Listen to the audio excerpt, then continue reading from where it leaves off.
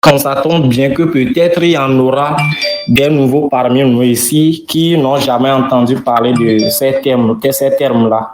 Donc, pour aller très bref, une crypto-monnaie, c'est une monnaie numérique, c'est un petit rappel, c'est une monnaie numérique qui permet de faire des transactions de pair à pair de manière décentralisée. Et cette monnaie repose sur une technologie que l'on appelle la blockchain.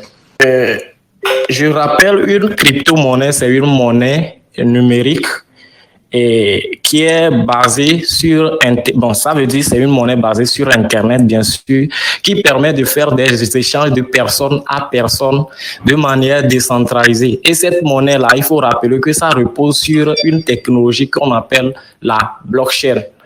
Et la blockchain, pour aller très rapidement, c'est un registre informatique qui permet de stocker des transactions.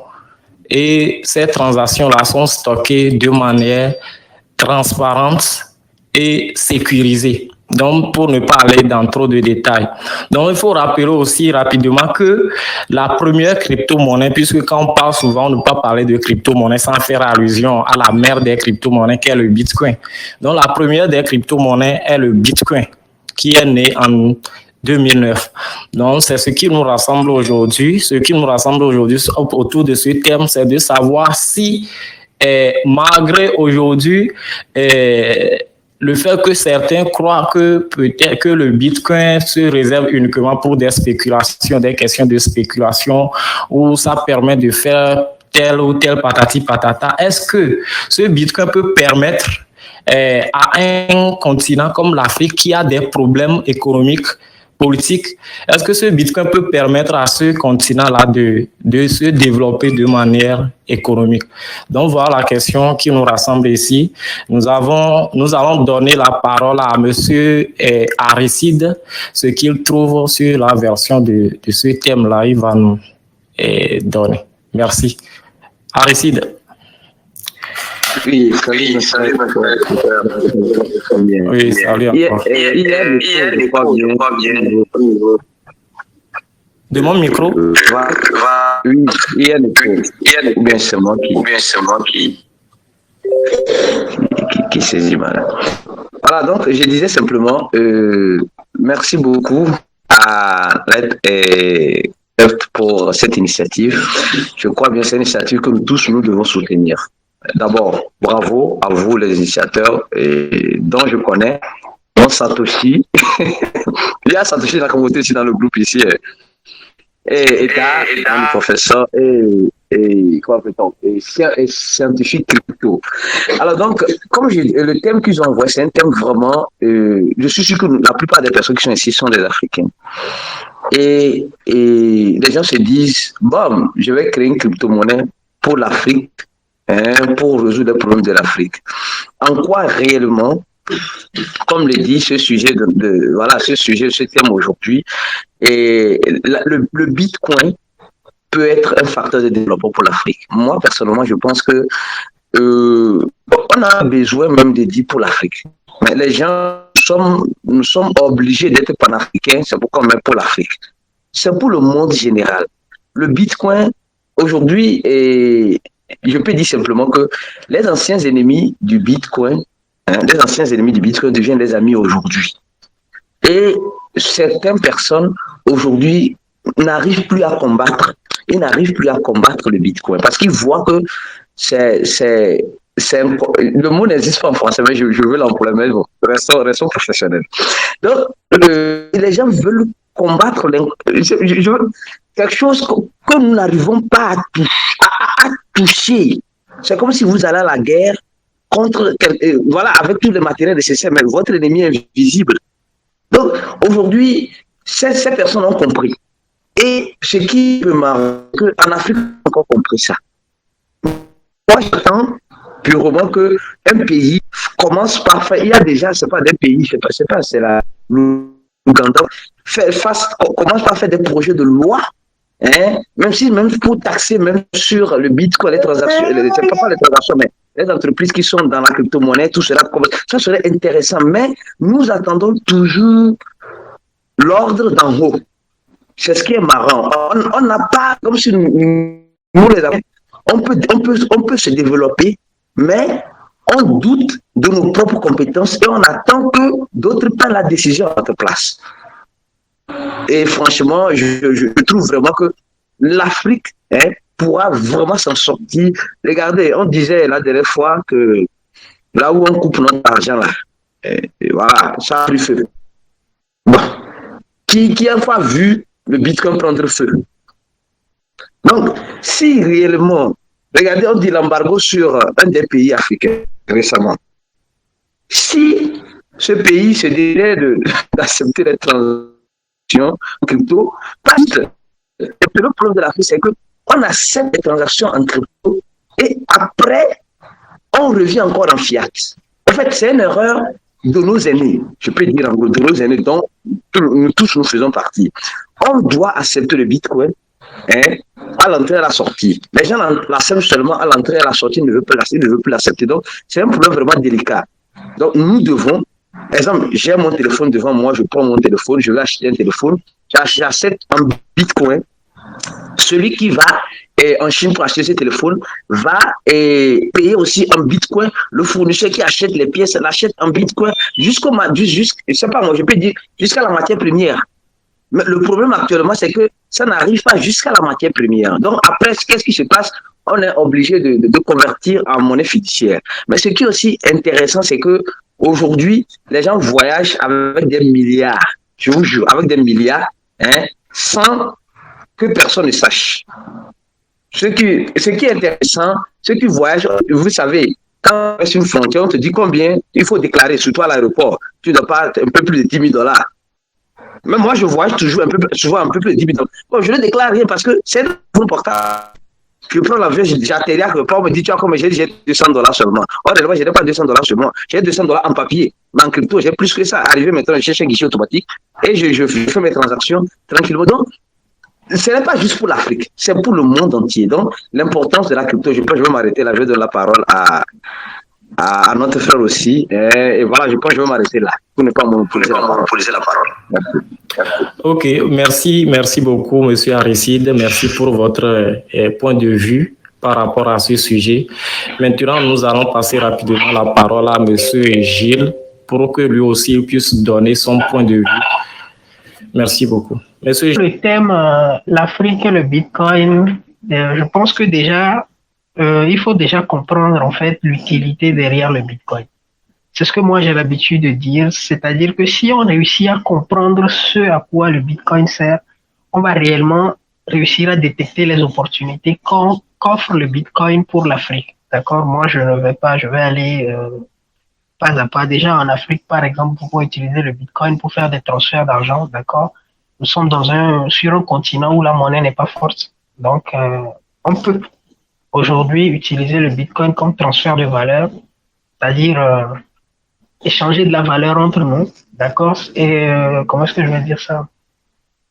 En échappant au tiers de confiance, d'accord? Aujourd'hui, quand le débat sur le Bitcoin, il est vraiment énorme, moi, je pense toujours que l'Africain ne comprend pas encore réellement ce que c'est que le Bitcoin. Pourquoi est-ce que le Bitcoin a été créé? C'est la raison pour laquelle beaucoup de personnes associent le Bitcoin, je ne sais pas, à rien que de la spéculation. Aujourd'hui, spéculer sur le Bitcoin, moi, je ne trouve pas ça pertinent. D'accord? Le Bitcoin derrière a une utilité. Comme l'a dit M. Aristide, aujourd'hui, on a la possibilité de voyager avec beaucoup d'argent sur son téléphone. D'accord? Et quand tu arrives à l'aéroport et on te demande tu as combien, comme il a dit, tu dis oui, j'ai simplement 200 $. Alors qu'en réalité, tu as beaucoup plus sur toi que jamais. Donc déjà, ça résout le problème le problème de transfert d'argent, bien de transport d'argent. D'accord? Je vais te donner un exemple concret. Je pense qu'en début de semaine, j'étais à la banque pour faire une transaction. J'étais à une banque sur le territoire togolais. Il sonnait 11 h. Je devais normalement encaisser un chèque. Quand je suis parti à la banque, la première banque que j'ai faite, on m'a fait comprendre qu'il était midi. Donc les banquiers se reposaient. Mais j'ai dit, c'est pas normal. Qu'en est-il du service minimum? Bon, on m'a redirigé vers une autre banque. À ma grande surprise, quand j'y suis parti, la banque était ouverte. Et je suis allé, j'ai présenté mon chèque, j'ai endossé le chèque comme cela se doit. Je voulais encaisser une somme un tout petit peu élevée.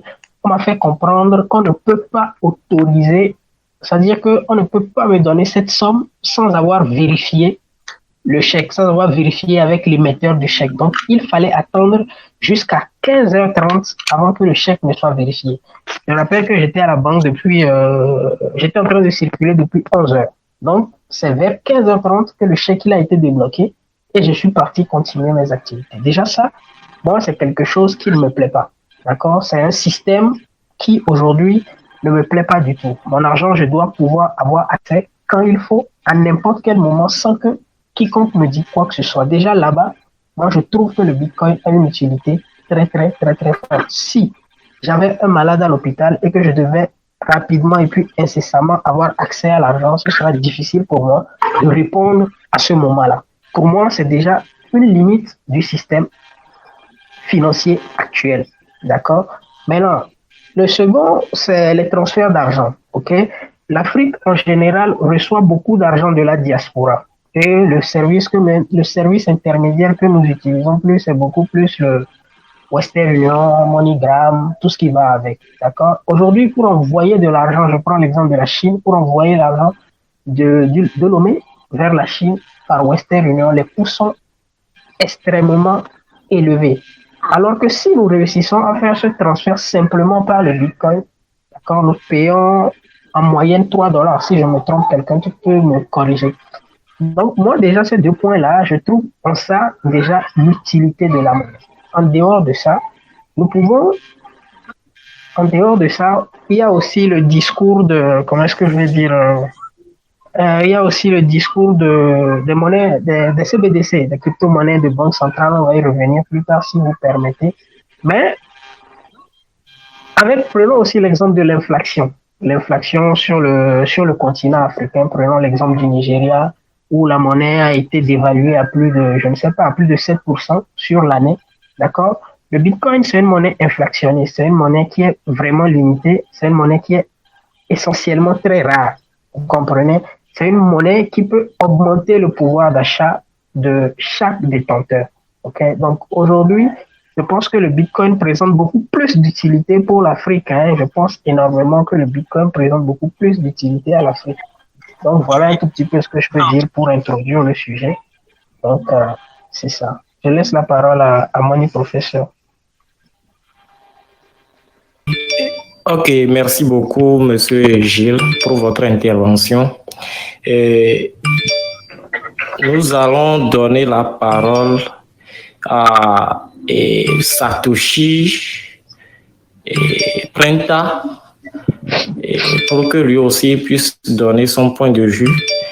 Mais s'il vous plaît, excusez, en attendant, je vais très rapidement aborder un côté avec Monsieur Aristide qui parlait un peu de la création des crypto-monnaies pour l'Afrique. Et puisqu'il y a des nouveaux entre nous, est-ce qu'il peut nous éclaircir un peu qu'est-ce qu'il veut en dire par là? Il parle de certains qui pensent qu'on peut créer une crypto-monnaie pour l'Afrique ou bien quelque chose comme ça. Est-ce qu'il peut nous éclaircir un peu et en quoi est-ce qu'il peut nous aborder aussi un peu sur le fait de dire les anciens sont en train de devenir des ennemis, des anciens ennemis du Bitcoin sont en train de devenir des amis du Bitcoin. En quoi est-ce qu'il affirme cela? Parce qu'il y a des nouveaux, bien sûr, entre nous. Merci. Monsieur Aristide. Bon, boss, quand tu veux manger piment dans ma bouche, pas. Oh, pardon, piment là, c'est... Non, en fait, c'est pas ça. Non, et d'abord, pour commencer, au niveau de les anciens amis, je viens de faire une vidéo dont le titre c'est ça. Voici les anciens ennemis des crypto-monnaies devenus des amis en 2022. Parce que j'ai été surpris par une nouvelle. Si ça ne gêne pas, tu peux la partager dans le groupe. Si ça ne gêne pas, tu peux la partager dans le groupe. Non, je n'ai même pas mis ça en ligne. Je n'ai pas encore mis ça en ligne. J'ai fini, je suis en train de penser au quoi. J'ai d'abord, avant de parler. Pardon. Si quelqu'un finit de parler, qu'il éteint son micro. Merci. Voilà. Alors donc, qu'est-ce qui se passe? Je viens d'apprendre quelque chose à l'instant T. J'avais pas voulu faire la vidéo. À l'instant T, je dis, je vais faire la vidéo. Il n'y a rien à faire, je vais faire une vidéo. Et j'ai fait la vidéo et je n'aime pas encore m'installer. Je vais m'installer tout à l'heure dans quelques minutes. Vous vous rappelez très bien que avant de prendre le thème de l'Afrique, entre-temps, il y avait l'Inde qui avait interdit la crypto-monnaie. Les filles sont conscients. Ils voulaient bannir le Bitcoin. Aujourd'hui, ils vont prendre 30% sur les taxes. Bon, c'est OK, il n'y a pas de problème. Vous vous rappelez que la Russie aussi sanctionnait les gens au niveau, ils voulaient sanctionner la crypto. Bon, maintenant, ils sont en train de faire un projet de loi. Et bizarrement, hier ou aujourd'hui, YouTube qui bannissait les propagandes de crypto va faire les NFT, va commencer par faire les NFT grâce à une plateforme qu'elle va mettre en place d'ici la fin de l'année. Et pour finir, ça, je vous résume un peu ma vidéo, pour finir, j'ai été étonné que le CEO, le fondateur de Uber, toujours comme ça Uber, vient de dire à l'instant T que c'est inévitable qu'il n'accepte pas les crypto-monnaies. C'est-à-dire que de toute façon, il va finir par accepter les crypto-monnaies. Il n'y a rien à faire. Donc, regardez les anciens ennemis du Bitcoin, les anciens ennemis, qui ont fait des luttes ardentes. Aujourd'hui, qui se disent qu'il n'y a plus rien à faire. Ça, là, on ne peut pas, il n'y a rien à faire. Regardez la Chine. Il y a même la Chine, il y a une banque chinoise qui va faire des... Ils vont faire quoi? Ils vont faire des... Ils vont utiliser la technologie pour faire certaines choses. Donc, pour dire simplement que c'est un combat perdu d'avance. Parce que on est en face de quelque chose qu'on ne peut pas frapper, comme on frappe une personne physiquement. Donc, ils ont commencé par comprendre. Maintenant, revenons sur le thème de l'Afrique. Aujourd'hui, en Afrique, bon, il y a plusieurs crypto-monnaies qui se créent en Afrique. Ce n'est pas un problème. Ça, c'est bien. C'est très bel et bien beau. C'est bien. Mais le problème, c'est qu'on dit que ces crypto-monnaies-là sont faites par les Africains. Il n'y a pas de problème. Mais pour les Africains, ça devient de la marque. En tout cas, ça, c'est mon point de vue. Parce que si je vous dis qu'aujourd'hui, si je vous dis que le fondateur de Bitcoin, là, c'est un Indien. Donc, le Bitcoin, c'est pour les Indiens. Vous allez me dire quoi? Vous allez me dire que donc, parce que c'est fait par un Indien, que c'est seulement les Indiens qui doivent utiliser. Donc, en ce sens-là, la technologie va au-delà de cela. Mais en Afrique, c'est un peu ça. En Afrique, c'est-à-dire que tout le monde, moi, comme je dis, je serai bientôt en Afrique et je vais faire un séminaire à Ouaga et je vais montrer comment créer des crypto-monnaies dans 5 blockchains à tous les participants. Et tout le monde va sortir maintenant, aller créer sa crypto-monnaie. Moi, je vais créer une crypto-monnaie pour mon enfant, mon chien, mon chat, et tout le monde va créer et on va voir où on y va avec. Donc, ça veut dire qu'on doit arrêter ça, quoi. C'est-à-dire que créer pour créer. Avant qu'il y ait avec quelqu'un qui me disait dans ma communauté, Aristide, ta communauté est tellement grande que tu peux créer une crypto-monnaie. Et on a fait un débat sur ça. L'idéologie, ce n'est pas de créer une crypto-monnaie. Donc en Afrique, aujourd'hui, quand quelqu'un a une communauté qui dépasse 6, il commence pas à penser à créer une crypto-monnaie. C'est-à-dire que ça rien, quoi. Donc, c'est en ce sens-là, mon grand Satoshi, mon grand Ok, merci beaucoup. Donc, si on comprend bien selon Aristide, le Bitcoin seul suffit, grâce à ses avantages, de sortir l'Afrique de la précarité économique. Non, puisque l'Afrique, c'est le Bitcoin. Quand je dis ça, donc les crypto-monnaies qui reposent sur une... Quand vous parlez de précarité, bon, en tout cas, c'est maintenant que la pauvreté va commencer pour certaines personnes. Actuellement, certaines personnes sont pauvres parce qu'ils ont acheté le Bitcoin à 50 $. Puisque de la précarité, ce n'est pas seulement le seul. On a déjà assez de produits qui sont déjà sur le marché. Donc, moi, je préfère m'associer à un projet et travailler avec le projet que d'aller aussi faire un de plus. C'est en ce sens que je suis en train de parler, quoi. Oui, j'aimerais apporter. D'accord, Gilles, je vous donne la parole. D'accord. Ok, concernant ce que M. Aristide a dit, je suis parfaitement d'accord. Vous savez, pour moi, comme je l'ai dit, le Bitcoin a une utilité et puis le Bitcoin, elle est arrivée pour montrer la voie à la création de d'autres. Aujourd'hui, en Afrique, il y a beaucoup de personnes qui se lèvent, qui veulent créer une crypto-monnaie. Moi, je ne suis pas contre le fait qu'on crée une crypto-monnaie, mais je refuse catégoriquement qu'on crée une crypto-monnaie qui cherche à concurrencer le Bitcoin ou qu'un Africain crée une crypto-monnaie pour nous dire qu'il a créé la monnaie de l'Afrique. Non, le Bitcoin est déjà là pour jouer ce rôle-là. Bien sûr que nous pouvons créer des crypto-monnaies avec des valeurs d'usage, avec des cas d'usage concrets. Vous savez, l'Afrique a beaucoup de problèmes qui peuvent se voir résoudre par la blockchain. Et aujourd'hui, il est indissociable de créer une blockchain sans une crypto-monnaie. C'est-à-dire, je fais une petite parenthèse, ceux qui aiment la blockchain sans aimer la crypto-monnaie, c'est une erreur. C'est impossible de dissocier la crypto-monnaie de la blockchain parce que c'est la crypto-monnaie qui vient en quelque sorte récompenser ceux qui entretiennent la blockchain, bref, quelque chose comme ça. Je suis d'accord, en Afrique, on peut créer une crypto-monnaie, d'accord, mais avec des valeurs d'usage concret. Tu comprends, la plupart des crypto-monnaies qui existent en Afrique, ce sont des crypto-monnaies qui n'ont pas d'utilité. Et quand c'est comme ça, la pièce est demandée à mourir. On se base simplement sur la communauté parce qu'on a une communauté forte, une communauté engagée et on va créer une crypto-monnaie. Non, ça ne fonctionne pas comme ça. Ça, c'est la version des crypto-monnaies en 2014. Aujourd'hui, on est en 2021. L'écosystème a tellement grandi et mûri que si aujourd'hui, on ne s'intéresse pas à la substance de la chose, c'est-à-dire à l'utilité derrière la monnaie, on est en train de faire une fausse route. Pour le débat concernant l'Afrique, moi, quand on dit je suis persuadé que la crypto-monnaie peut résoudre des problèmes en Afrique. Je vous donne un exemple. Prenons l'exemple de l'Afrique de l'Est et d'Afrique francophone, l'Afrique francophone dans laquelle nous sommes aujourd'hui. L'écosystème des crypto-monnaies n'est pas encore développé en Afrique. La preuve, beaucoup de personnes ne savent même pas en quoi on est en train de parler. D'accord? Prenons en Afrique de l'Est. Vous savez, en 2014, 2015, en Ouganda, au Kenya déjà, la crypto-monnaie déjà, des gens montaient des nœuds pour créer, c'est-à-dire les gens montaient des nœuds pour faire des transactions à cette époque-là.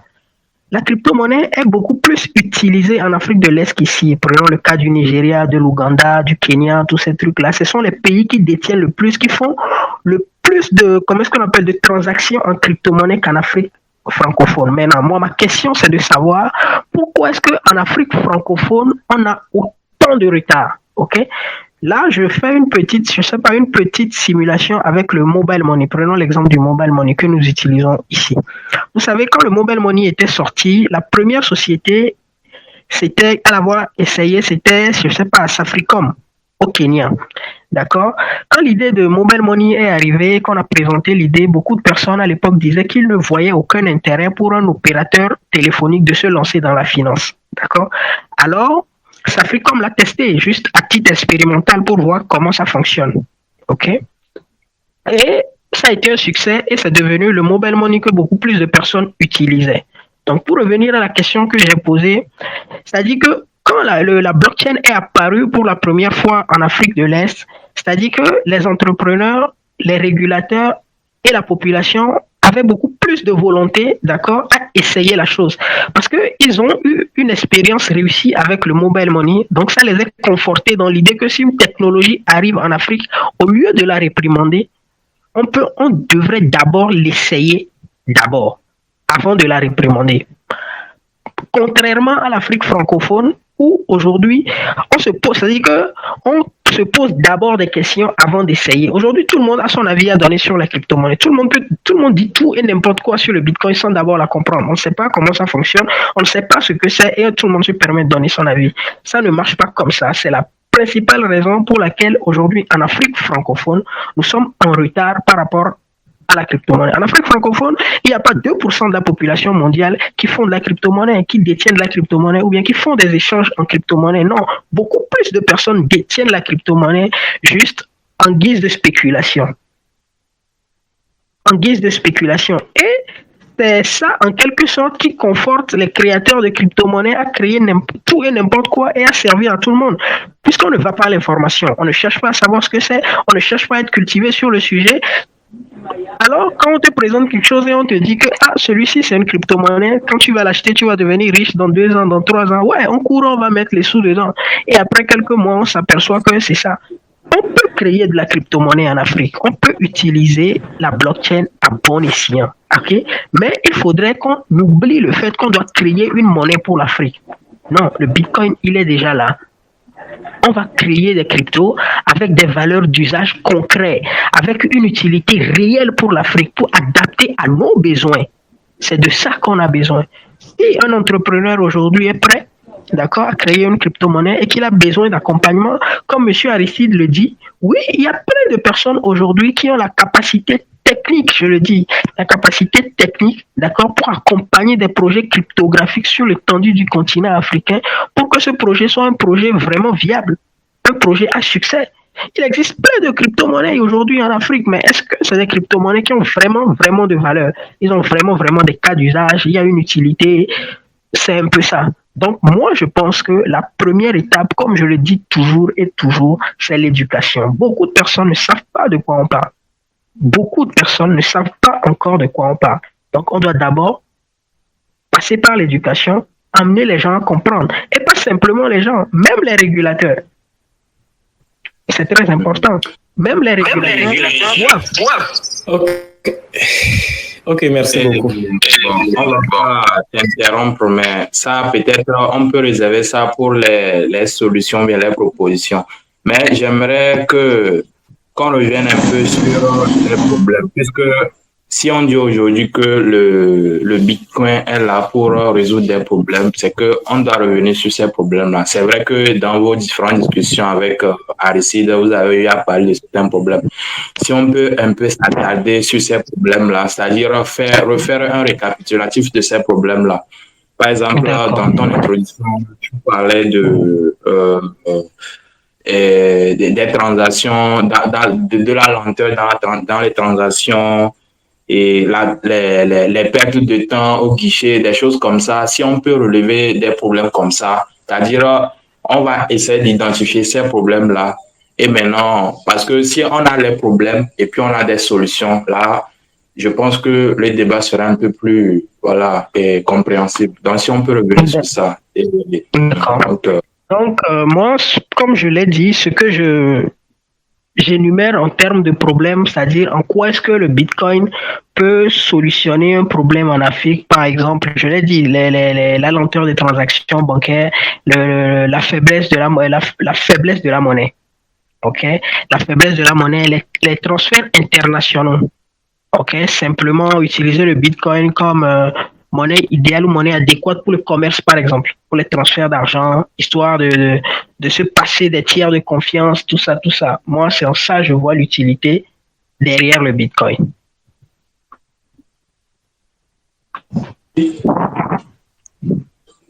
Est-ce que Aristide a quelque chose à nous ajouter à propos des problèmes? Il faut ajouter ce que mon frère, mon grand patron Gilles vient de dire. Vous savez, récemment, et vous avez vu qu'il y a eu à l'aide de combien de millions de 50 millions d'euros ont été interpellés à l'aéroport d'Abidjan. Et il partait en Turquie. Le gars partait en Turquie. 2 mallettes d'argent remplis d'euros remplis. J'ai vu ça, j'ai dit, les gars, ils ne connaissent pas comment on fait tout. Non, mais, avait fait, son vol était en transit en voie pour la Turquie. Donc, la douane, ça c'est une histoire réelle qui s'est passée sur une semaine, 2 semaines. La douane ivoirienne a intercepté leur mallette et communément ça se passe. Dans les voyages, surtout dans les aéroports. Quand vous avez un passeport diplomatique, on vous fouille comme c'est partout où vous voulez. Mais quand même, prendre près de 3 millions d'euros pour partir en Turquie sans savoir qu'il y a du Bitcoin.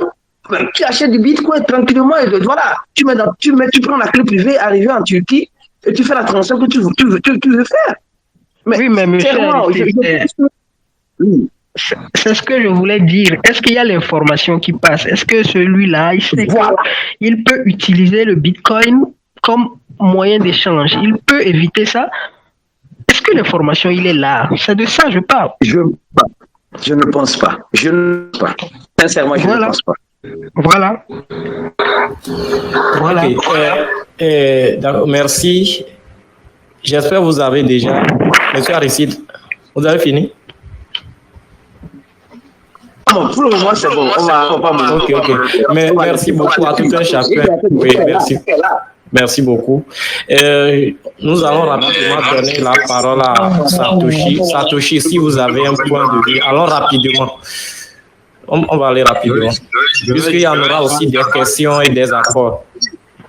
Je peux continuer? Oui, bien sûr. Voilà, bon, moi, je vais aller en faisant un récapitulatif de ces problèmes-là que les uns et les autres, notamment Gilles et M. Aristide, ont énumérés. Aujourd'hui, j'espère que tout le monde m'écoute bien.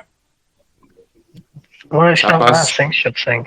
Donc, aujourd'hui, les problèmes sont assez. Aujourd'hui, même en Afrique, la plupart des personnes qui vivent en Afrique, difficilement les gens ont un compte bancaire. Ça commence par là. Et aujourd'hui, si Gilles a parlé du mobile money même, je peux dire que le mobile money aujourd'hui a permis aux gens de pouvoir avoir un accès à la finance. Mais c'est toujours pas suffisant. Donc déjà, en Afrique, l'Africain lambda a un problème de bancarisation. Ça, c'est un problème, ça. De deux, ceux qui ont accès même aux finances aujourd'hui, il y a plusieurs problèmes. Aujourd'hui, les gens ont de la valeur sur eux, mais ils ne savent pas exactement comment pouvoir se créer moins d'ennuis en passant par le Bitcoin ou bien les crypto-monnaies pour faire des transactions. Ça devient compliqué. Et l'autre problème, pour ceux qui sont bancarisés, quand vous allez dans les institutions financières, c'est tout un tralala qu'on vous fait, des procès sur ce que vous-même vous avez le droit de prendre. Vous avez l'obligation de vous justifier. Des choses comme ça retarde les gens. Si vous avez des urgences, vous êtes obligé de subir tout cela. Mais si par exemple tout le monde comprenait un peu comment cela fonctionne, les transactions crypto, ça allait être un peu plus facile pour que les transactions passent. Donc ça aussi, ça fait, c'est un problème aussi là-bas. On a parlé du temps, on a parlé du transfert international. Même en Afrique, même aujourd'hui, il faut voir. On a plusieurs zones. Il y a la zone CFA, il y a d'autres personnes qui utilisent le CID, il y a d'autres personnes qui utilisent d'autres monnaies, le Naira, le Chil et consorts. Il y a assez de choses qu'aujourd'hui, les crypto-monnaies peuvent, notamment le Bitcoin, peuvent unifier. Ouais, donc, de ce côté. Et Aristide parlait aussi de la portabilité de l'argent. C'est le gars là qui transportait plus de 3 millions d'euros sur lui, s'il avait l'information. Et il savait que lui aussi, il pouvait facilement garder son argent sur lui et puis passer inaperçu comme quelqu'un qui ne connaît rien. Est-ce que cela va poser problème? Donc aujourd'hui, il y a ces problèmes-là qui sont là et que, voilà, l'avènement de la blockchain et des crypto-monnaies va essayer de résoudre si les gens sont informés. Bon, je pense que je ne vais pas rentrer trop dans la profondeur des choses parce que les approches, on va les donner vers la fin. Je vais redonner la parole. Et s'il y a des questions de la part de et merci beaucoup Satoshi. Nous allons rapidement donner la parole à... puisque le temps nous fait défaut aussi, nous allons donner la parole à 2 personnes. Excusez-moi si je n'ai pas pu donner la parole à certains, puisque le temps nous fait aussi défaut. Nous allons donner la parole rapidement à Scientifique Crypto pour que lui aussi donne son point de vue. Après, si Rami est là, oui, il est là, bien sûr, il se prépare et puis voilà. Merci beaucoup. Scientifique Crypto. Oui, ben, merci d'abord, monsieur, mon professeur. Je remercie d'abord mes grands, monsieur Aristide et monsieur Gilles, pour leur présence sur ce débat. Et d'abord, j'aimerais revenir un peu sur la question de développement, en fait, pour l'Afrique. Et parfois, il m'arrive de penser que si, par exemple, les Européens, bien les Occidentaux, vont peut-être se poser des questions, ils vont se dire que peut-être que ce sont les Africains qui peut-être sont derrière le pseudonyme de Satoshi Nakamoto. Parce que si nous revoyons maintenant notre système, notre politique monétaire, quand nous voyons un peu les pays du tiers-monde, notamment les Africains, bien sûr, les pays d'Afrique, ils subissent un peu, pas seulement nous les particuliers, mais même les États sont victimes d'un système monétaire qui vraiment ne nous arrange pas. Je crois que d'ailleurs, M. Gilles était en train de citer un peu ce problème. Et en fait, le Bitcoin était vraiment un projet monétaire, tout le monde le sait. Il y a qui sont là d'ailleurs, Aristide le sait bien, il a eu l'habitude de le dire. Et c'était vraiment un projet monétaire qui est en train de redéfinir un nouvel ordre monétaire. Donc, comment maintenant les Africains peuvent maintenant profiter de ce nouvel ordre? Et je crois que dans un premier volet économique, si par exemple nous allons un peu, peut-être que vous allez m'excuser si je rentre dans des domaines économiques parce que je ne suis pas d'abord économiste, mais un peu peut-être les recherches m'amènent un peu là-bas. Et pourquoi je dis par exemple que les États africains sont aussi tellement victimes comme nous-mêmes, parce que nous sommes des particuliers, parce que il y a les entités centrales, les banques centrales d'ailleurs, qui sont en train de nous manipuler. D'ailleurs, vous allez entendre partout que voilà, il y a des pillages et nos ressources minières sont exploitées de gauche à droite et que nous sommes dans un surendettement et nous sommes dans un projet, je ne sais pas si je vais dire que nous sommes dans un développement. On est toujours endettés jusqu'au dos. Les États sont toujours endettés jusqu'au dos. Pourquoi? D'abord, c'est parce que nous sommes victimes d'un système monétaire. Donc, je pense que, par exemple, les avantages, les meilleurs avantages, par exemple, du système du nouvel ordre du Bitcoin pourraient nous amener. C'est beaucoup plus un atout pour l'Afrique, par exemple, de se positionner. Par exemple, et pourquoi je dis, par exemple, que nos ressources sont exploitées de manière légale même, et nous croisons les bras, et de manière facile, mais nous ne gagnons rien parce que on vous fait des crédits que on sait que vous ne pouvez même pas rembourser d'abord parce qu'il faut toujours des crédits pour rembourser des crédits. Et puis, de manière facile, les dirigeants peuvent être là, croiser les bras, ils ne peuvent rien faire parce que de manière légale, on vous pille des ressources. Donc, si par exemple nos ressources là qui étaient exploitées de manière très facile comme ça pourraient être comblées, pourront nous servir pour participer à un nouvel ordre. Peut-être si on vend ces ressources-là aujourd'hui, et puis on peut prendre des positions sur le Bitcoin. C'est comme le El Salvador déjà, moi je l'appelle le CEO Nayib Bukele, qui est en train d'être un leader pour leur patrie, pour ta patrie. C'est une avancée technologique en fait. C'est un grand pas pour le développement de son pays. Donc si par exemple les dirigeants africains comprennent vraiment ce que c'est que Bitcoin d'abord aux origines, ils vont donc penser que c'est comme si c'est un atout pour leur développement en fait. Ils vont rattraper ce qu'ils étaient en train de perdre depuis. Et pas trop Bobo, je pense que comme le temps de partir, on va pas trop la parole. Oui. Donc, si scientifique crypto, tu as fini? Le temps est en train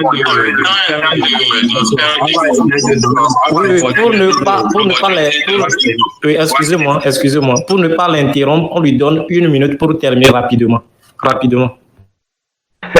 Bon, après, je vais dire que je suis même à la fin parce que je voulais dire quoi par là. Parce qu'en matière de développement économique, si par exemple nos dirigeants pouvaient vraiment comprendre ce que c'est que l'idéologie de parce que la conception de Bitcoin même, c'était vraiment des gens, des visionnaires, des idéologues qui l'ont conçu. C'est des gens qui pensaient à quelque chose, à améliorer l'humanité, à rétablir l'ordre, à remettre un peu ce qui appartient normalement au peuple en fait.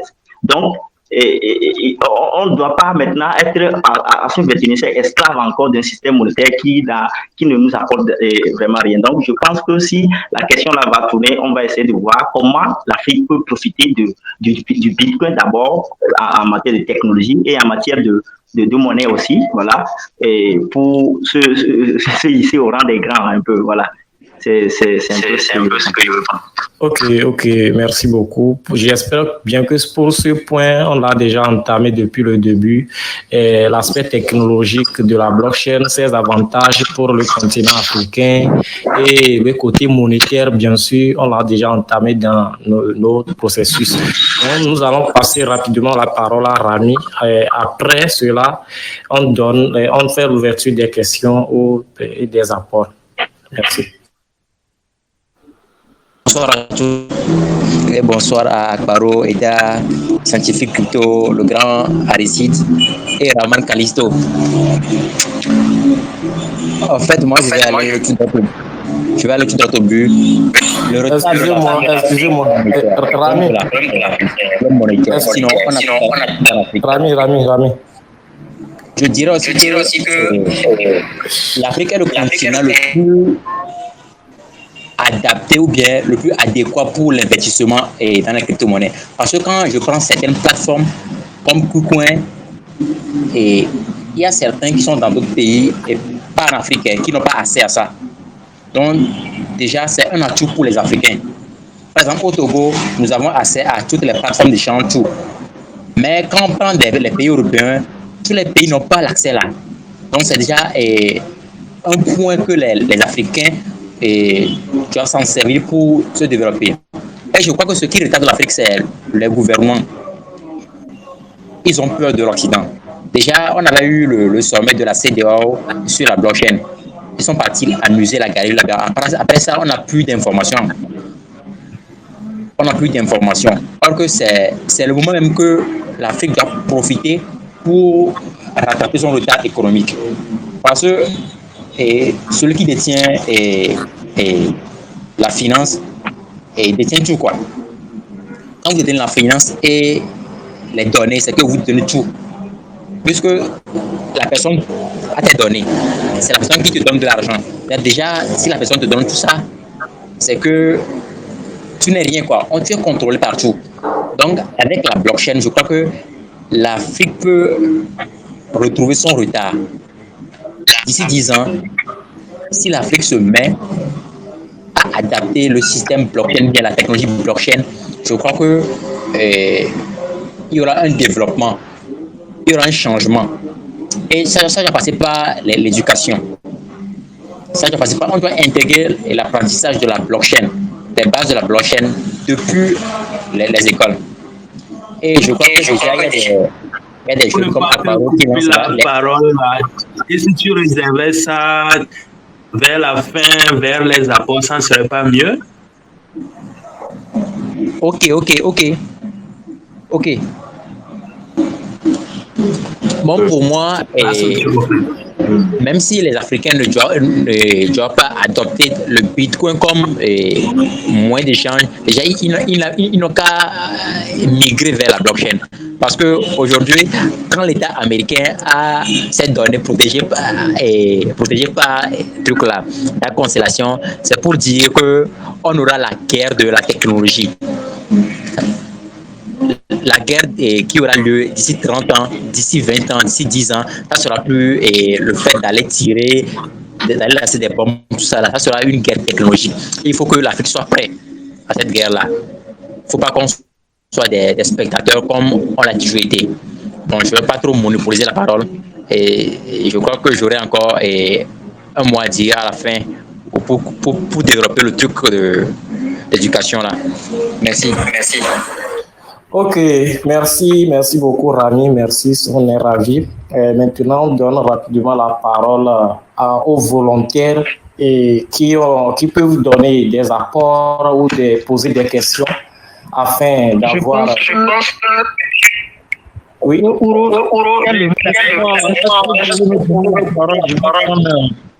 Un moment pour parler d'un cas précis, un problème majeur qui doit soulever ici. Ok, merci, monsieur Assavon, merci. Allez-y. Merci beaucoup. Quand on aborde vraiment ce thème, l'Afrique et le Bitcoin, c'est vraiment un thème qui est très vaste. On peut vraiment aborder sous plusieurs angles. Regardez un peu le problème que l'Afrique rencontre. Non seulement il y a l'information qui ne passe pas comme il se doit, ceux qui pensent qu'ils sont informés de la crypto-monnaie, en réalité, ils prennent la crypto-monnaie comme un seul moyen pour se faire de l'argent et non cette facilité de faire des transactions dans un réseau ouvert au monde entier. Et donc, on n'explique pas en profondeur ce que c'est que la crypto-monnaie. On se base sur la fluctuation, alors que c'est un réseau d'abord.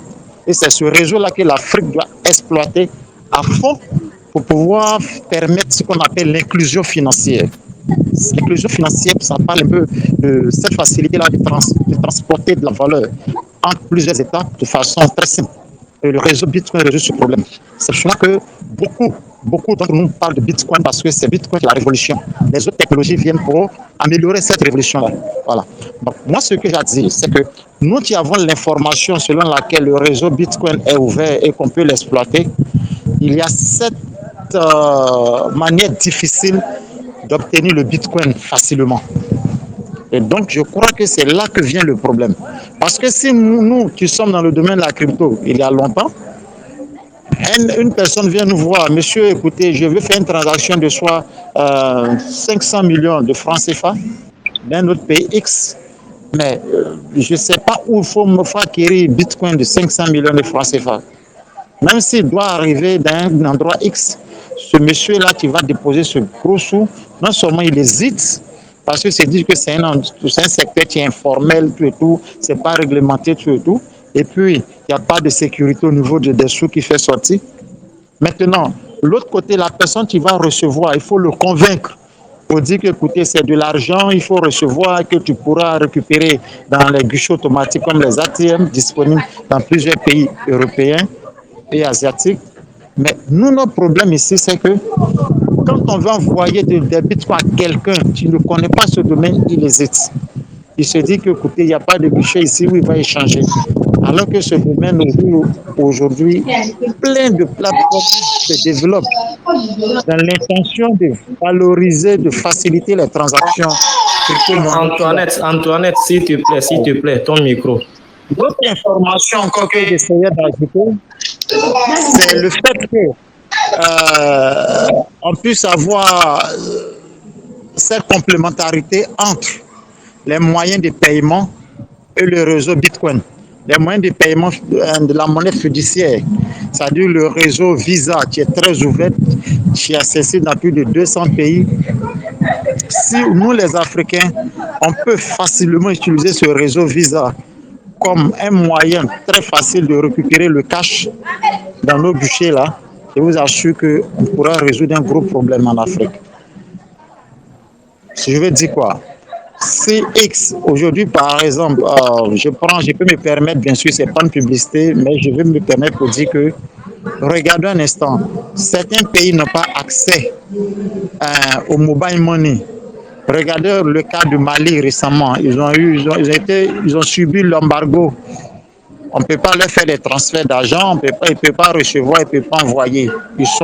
C'est la crypto-monnaie seule qui peut intervenir actuellement. Mais imaginez un instant que dans ce pays, combien de personnes arrivent à connaître comment on utilise la crypto-monnaie. C'est difficile. Donc, la crypto sans le réseau fiat, c'est compliqué. Parce que si moi je t'envoie la crypto-monnaie et qu'il n'y a pas de contrepartie pour me payer, c'est difficile de faire des transactions avec toi. Donc voilà un peu ce que je voulais dire. Vous êtes en train d'aborder un des problèmes aussi pour l'adoption également, le développement il faut, si je comprends un peu votre développement, vous êtes en train de dire que un des obstacles, entre guillemets, si je peux l'appeler ainsi, c'est aussi le fait que, voilà, il n'y a pas cette interaction entre le fait que les gens peuvent facilement aller retourner en fiat, aller en crypto, genre faire des allers-retours entre les cryptos et le fiat, n'est-ce pas? C'est ça, effectivement. Ça dit cette facilité-là de récupérer de l'argent en fiat lorsqu'on a la crypto. Je me présente, je suis en Côte d'Ivoire, je vais envoyer des bitcoins par exemple. 0,5 bitcoin qui tourne autour de 20 millions de francs CFA au Cameroun. Mais je me pose la question, quand j'envoie les bitcoins, ça va arriver. Mais comment le bénéficiaire va m'envoyer mon argent? Quel est le moyen le plus facile pour qu'il puisse recevoir la contrepartie? Voilà, là, c'est surtout le gros problème. C'est un problème qu'il faut résoudre. C'est pourquoi je dis qu'il y a une complémentarité entre ce réseau. Voilà. Le réseau Bitcoin est vaste, c'est accessible à tous, mais entre nous ici, il faut qu'on trouve le réseau qui est vraiment accessible parce que le mobile money ne résout pas ce problème. On va pas traîner comme ça, on va évoluer dans le débat.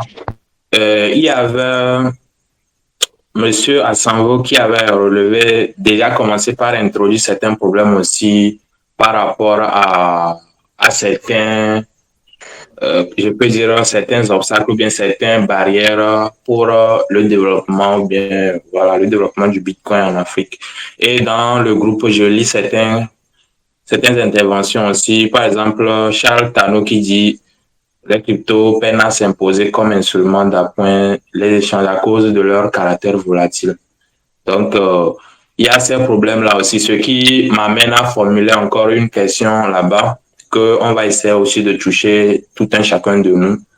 Quels sont les obstacles que vous voyez, que vous trouvez qui peuvent être au chemin ou bien voilà devant qui vont freiner le développement de voilà l'adoption du Bitcoin en Afrique. Donc je relance la question à l'Assemblée et puis on peut déjà voilà voir Alcide, bien Gilles, ça dépend.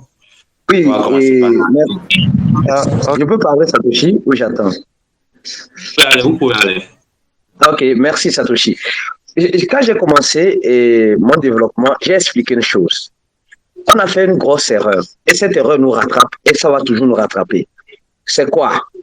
C'est les stablecoins, premièrement. Secondo, c'est qu'on est sur la spéculation. C'est-à-dire qu'on doit apprendre à celui, jusqu'au cultivateur. Je donne un exemple. Hein.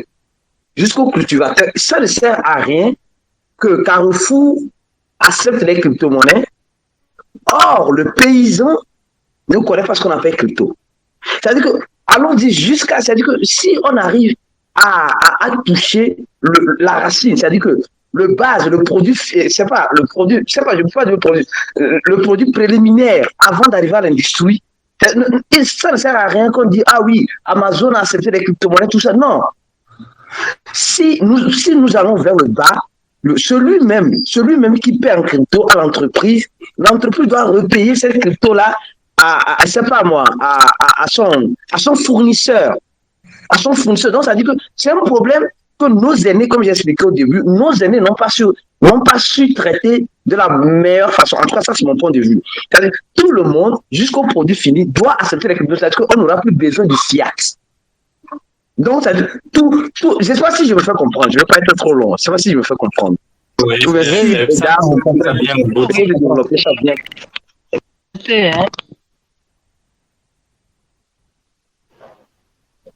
Poser la parole, je pense que si les administrateurs ont compris, peuvent réexpliquer peut-être mon explication en bon français, parce que mon français est tordu. Pardon, je n'ai pas beaucoup fait. Pardonnez-moi. On a compris, Big Aristide. Ok, moi, je peux? Allez, vous pouvez aller. Oui. Bon, Hormis le problème de volatilité, je pense que le Bitcoin a beaucoup plus d'opportunités en Afrique que d'inconvénients. Vous savez, aujourd'hui, le sujet du Bitcoin en réalité est devenu un sujet stratégique pour les États. S'il te plaît. Je pense, oui. Oui, je t'écoute. Bon, c'est vrai qu'il y a plus d'opportunités que d'inconvénients, mais est-ce que, de ton point de vue, quels sont le peu d'obstacles que tu es en train de voir, à part ce qu'on a déjà eu à relever? Bon, oui, laisse-moi, si tu me laisses un tout petit peu aller au bout de moi, je vais comprendre. Moi, je pense qu'aujourd'hui, le Bitcoin est devenu un débat beaucoup plus stratégique pour les différents États et que c'est seulement en Afrique qu'on néglige le sujet. Donc, la façon dont aujourd'hui les États s'intéressent au Bitcoin, tout le monde cherche à en acquérir. En Afrique, on n'a pas ce débat. Ok, nous l'utilisons beaucoup plus à des objets un peu plus spéculatifs. Ok, moi, je pense personnellement que nous devons plus nous intéresser, je ne sais pas comment je vais expliquer, au produit lui-même, c'est-à-dire au minage, comment faire pour détenir du Bitcoin, pas simplement au fait de l'investir. Ok, c'est-à-dire qu'aujourd'hui, je pense que nos États doivent se tourner vraiment vers cette solution-là et l'étudier pour voir comment est-ce que nous pouvons l'adapter à notre solution, à nos problèmes ici en Afrique. Ok, moi, je pense que ça doit beaucoup plus aller dans ce sens-là. Ok, c'est ça, quoi. Ok, je ne vais pas monopoliser la parole, mais c'est ce que moi, je pense. Ok, d'accord. Nous tiendrons à remercier M. Gilles. Et donc, si on comprend bien, tout est compris, il n'y a pas de questions. Je voulais juste un truc qui est important. Si vous me permettez. Ok, d'accord. Donc, vous pouvez aller rapidement dans 2 minutes ou plus, puisque le temps nous rattrape. L'idée qu'Aristide a émise au début, c'est-à-dire que le fait même de faire adopter les USDT, c'est-à-dire les stablecoins, c'est une bonne idée. Mais avant qu'on arrive à ce stade, je soumets l'idée qu'il va falloir donner une éducation sur l'utilisation même de la technologie financière dans son ensemble. Comment on utilise une application, comment on procède à faire une transaction sur un smartphone, sur une application, sur un portefeuille web et tout. C'est des choses que les gens doivent inculquer ça dans leur quotidien, apprendre d'abord. Parce que le paysan ou bien la femme ménagère qui est dans un village, si elle a un Android et que cela ne lui vient pas l'idée que je dois télécharger une application, je dois créer un portefeuille, qu'il n'y a personne pour l'aider, l'idée de la crypto-monnaie va circuler qu'en ville. Même en ville même, il y a des gens qui ont des gros smartphones, ils ne font que regarder les choses sur WhatsApp, Facebook, ça ne les intéresse pas. Donc c'est une éducation de base. Après cette éducation fiduciaire, les gens sont attachés à ce qu'on appelle la monnaie fiduciaire. Pour eux, la monnaie, c'est ce qu'ils ont l'habitude d'utiliser, c'est ce qu'ils sont habitués. Donc quand tu reçois une crypto, même si c'est du stablecoin, tout ce qui leur vient à l'idée, tant qu'ils n'ont pas encore converti, bien changé en une monnaie fiduciaire, pour eux, ce n'est pas encore une monnaie réelle. Donc, avant même qu'on arrive à l'adoption des USDT au quotidien, il faut montrer comment on échange les USDT en monnaie fiat pour résoudre un problème. Et de façon progressive, on va atteindre ce qu'on appelle l'adoption proprement dite. Voilà un peu. Ok. Merci beaucoup, Monsieur Assavon. Si on comprend bien selon votre intervention, vous voulez juste dire, ou bien vous êtes en train de dire juste que c'est la sous-information qui endommage un peu le développement ou bien l'adoption de la blockchain et des cryptos en Afrique. C'est la sous-information. C'est ça. Voilà. Ok, merci. Donc, il y a aussi d'autres questions. Monsieur Assileté, vous êtes là? Assileté, c'est bon maintenant? Ou bien il n'est plus là? Oui, je peux parler.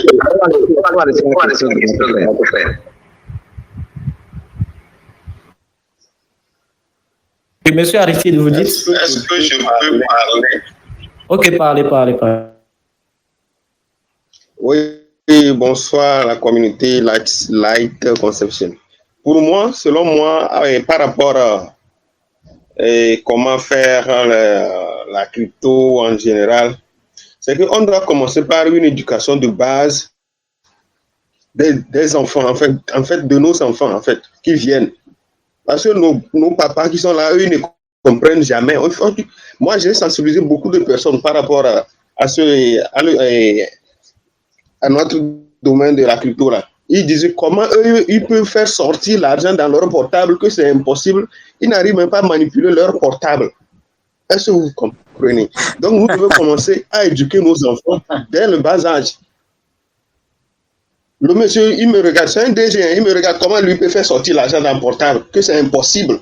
Ils ne savent pas que ces méthodes-là aussi existent. Donc, ils sont là dans l'ignorance.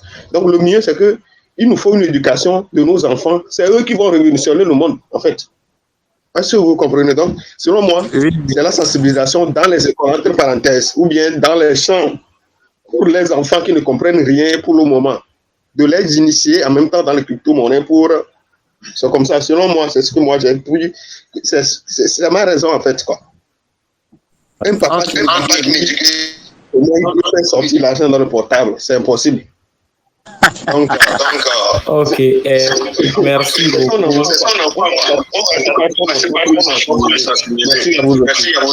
Merci beaucoup à ces mots, puisque mettre l'accent sur l'éducation des enfants, c'est vraiment une idée très intéressante, puisque les enfants sont aujourd'hui l'avenir de nos nations. Donc, vraiment, c'est apprécié. S'il y a aussi d'autres questions, on passe rapidement. Simplement, essayez de nous expliquer un peu, quoi. S'il vous plaît, c'est vrai, ça sort du contexte. Ok, d'accord. Oui, merci beaucoup, monsieur Aristide, pour cette question. Et pour aller rapidement, en fait, Light Concept, la plupart des projets d'éducation en crypto ont des noms qui désignent crypto groupe, crypto tel. Mais le souci ici avec Light Concept, c'est qu'il n'y a pas un mot qui mentionne crypto, bitcoin ou blockchain. Mais juste ce que nous devons tous savoir ici, c'est que Light Concept, c'est une entreprise qui est spécialisée dans l'éducation sur les nouvelles technologies, notamment la blockchain et ses différentes applications. Donc, Light veut dire lumière, comme vous l'entendez bien, lumière en anglais. Light, le concept de lumière. C'est parce que si nous disons c'est un concept de lumière, c'est parce que nous avons constaté qu'il y a de l'obscurité. Donc, du coup, nous devons sortir les gens de cette obscurité. Donc, c'est pour cela que nous avons nommé la société Light Concept. Donc, nous sommes dans l'éducation des nouvelles technologies, notamment la blockchain. Voilà. Je ne sais pas si j'ai répondu. Le lien de la vidéo que je viens d'envoyer dans le groupe, si vous pouvez aller le voir pour mieux comprendre un peu plus Light Concept, sur quoi Light Concept se base et pourquoi on a choisi ce nom et tout, pourquoi on n'a pas mis crypto, Light Concept ou bien quelque chose comme ça. Donc, le lien là-bas, vous pouvez aller voir pour plus d'éclaircissement. Merci. Je pense que il y a... oui, je pense que pour finir, avant de finir, il y a des nouveaux qui nous ont rejoints. Si on peut faire un petit récapitulatif de ce qui vient d'être dit, les solutions dans 2 minutes, les solutions et les problèmes dans 2 minutes. Ça pourrait être bon. Je peux aller? Oui, ça te suffit.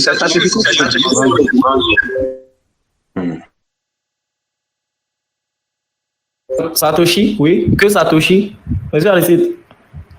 Vous voulez que je fasse le résumé? Si vous voulez, bon, je suis à vos ordres.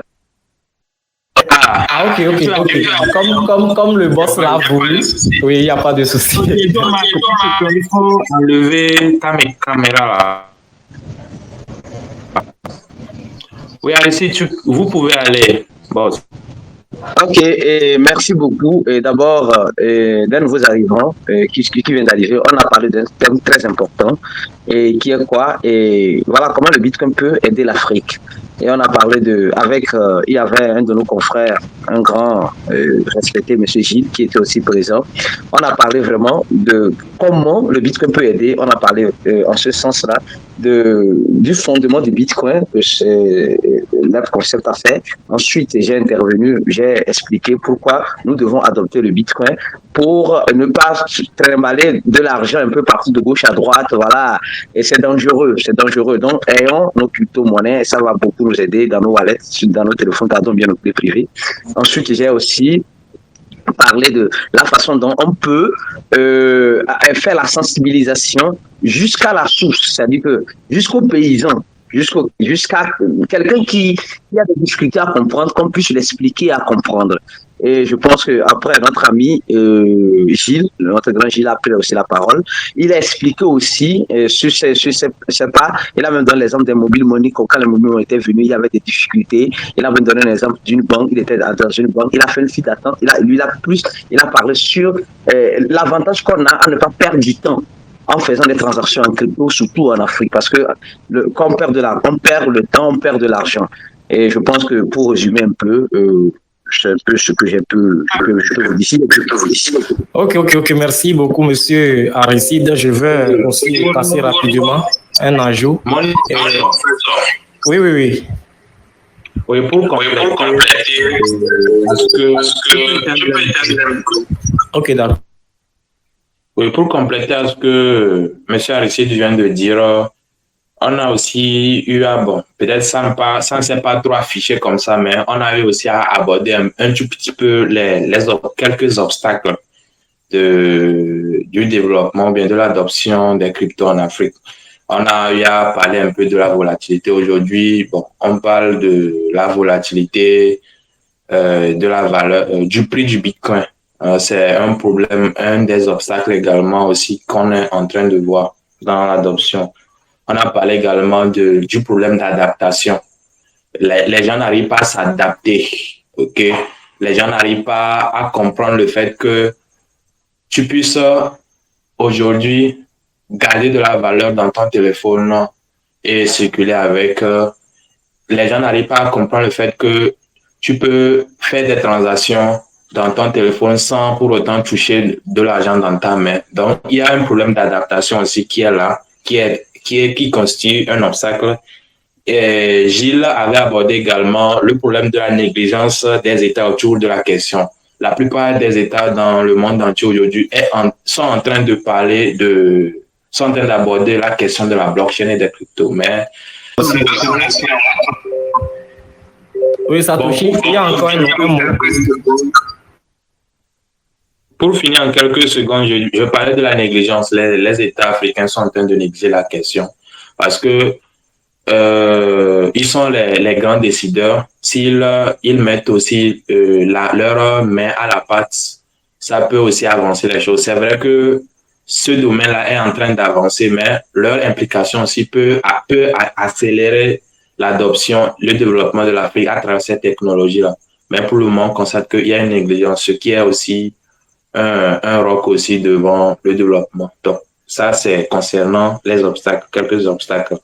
Et de façon globale, si on parle de solutions, c'est que la plupart des intervenants ont mis l'accent sur l'éducation. Il y a Semoul, bien, je ne sais pas si c'est lui qui abordait l'éducation des enfants, la relève de demain, parce que c'est eux qui ont encore l'idée, le cerveau un peu plus frais pour pouvoir aborder ces nouvelles technologies-là. Donc, de commencer par faire une éducation de base afin qu'ils puissent s'adapter et grandir avec. Là, si un jour, on leur dit que tu peux échanger de la valeur sans toucher même de l'argent dans ta main, ça puisse aussi passer. Donc, de façon globale, c'est ce qu'on peut dire à propos de la discussion. Ok, merci beaucoup Satoshi. Moi, je profite d'ajouter un problème majeur comme, voilà, je prends il y a un problème aussi que je peux ajouter qui freine le développement de l'adoption de la blockchain et des cryptos en Afrique. C'est que les citoyens attendent le sifflet d'un État avant de commencer par adopter cette technologie-là.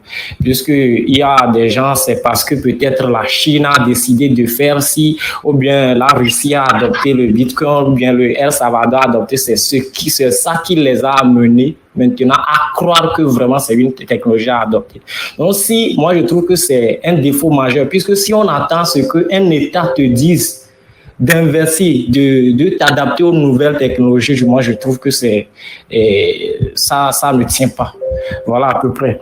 Mais concernant le problème de volatilité qui fait que la plupart des gens craignent le Bitcoin ou la plupart des gens sont dans la crypto à cause de la spéculation parce que voilà, ils veulent profiter de la spéculation.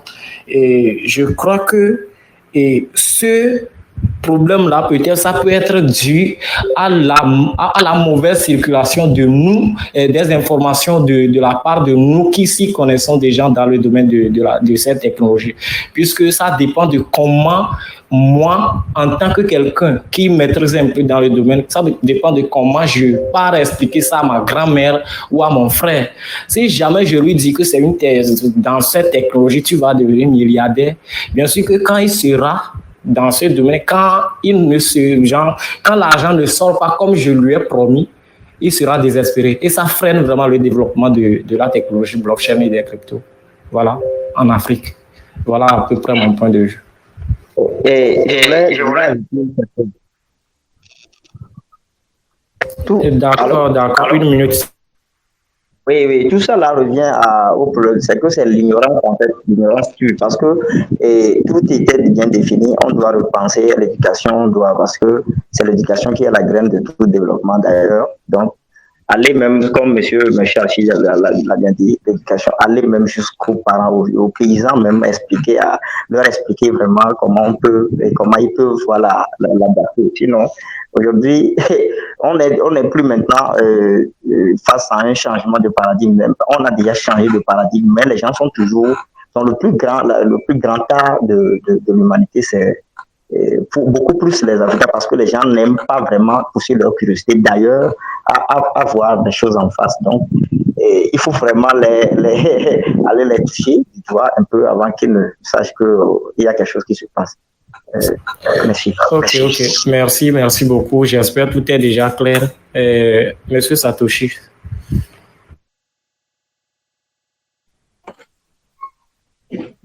Oui, je pense que l'essentiel est dit pour cette soirée. Hein. Nous remercions qui a allumé son micro. Voilà, nous remercions à tout un chacun de vous qui avez eu le temps de participer, d'écouter ce qui a été dit dans ce chat voice. Et nous allons continuer d'animer des chat voice également chaque semaine pour éclaircir sur des thématiques pareilles. Et si vous avez également des propositions de sujets, vous pouvez les soumettre dans le groupe. Et le groupe également est ouvert aux discussions. N'hésitez pas à expliquer, à proposer vos apports. Si vous en avez, si vous avez des difficultés, nous sommes dans un groupe de partage. Donc voilà, l'application de la connaissance va continuer simplement et dans les règles de l'art.